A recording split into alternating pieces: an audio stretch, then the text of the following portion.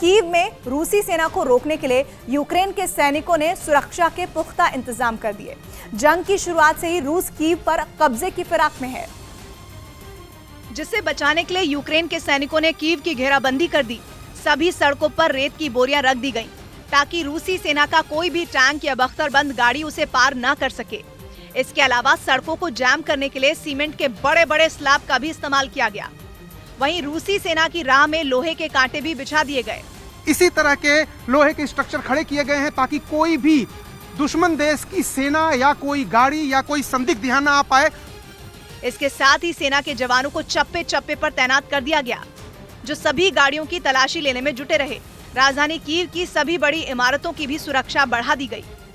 वहीं यूक्रेन में जारी जंग के बीच रूस ने अमेरिका के राष्ट्रपति बाइडेन पर बड़ी साजिश रचने का आरोप लगाया और अमेरिका पर रूस और बेलारूस की सीमा पर जैविक हथियारों की फैक्ट्रियों का नेटवर्क तैयार करने की बात कही,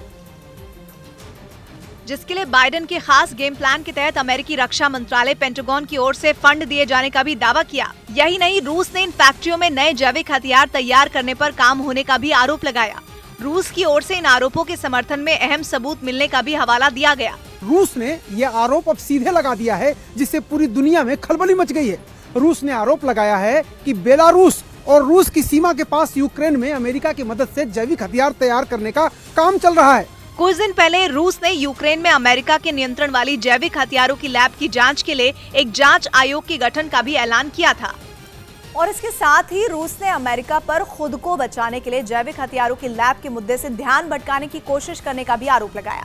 इससे पहले भी रूस ने दावा किया था कि अमेरिका ने एक बड़े षड्यंत्र के तहत यूक्रेन के जैविक लैब में एंथ्रेक्स और प्लेग बैक्टीरिया बनाने पर काम किया, ताकि उन्हें रूस के खिलाफ इस्तेमाल किया जा सके। जर्मनी ने पहले विश्व युद्ध में एंथ्रेक्स नाम के इसी बैक्टीरिया को जैविक हथियार बनाया था और दुश्मनों के घोड़ों और जानवरों में इन्फेक्शन फैलाया था।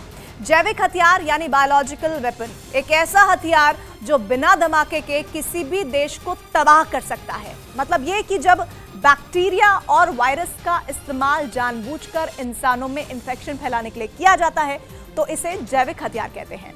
जैविक हथियार कम से कम समय में बहुत बड़े क्षेत्र में तबाही मचा सकता है। ये लोगों में ऐसी बीमारियां पैदा कर देते हैं कि वो या तो मरने लगते हैं या दिव्यांग हो जाते हैं या फिर दिमागी तौर पर बीमार हो जाते हैं।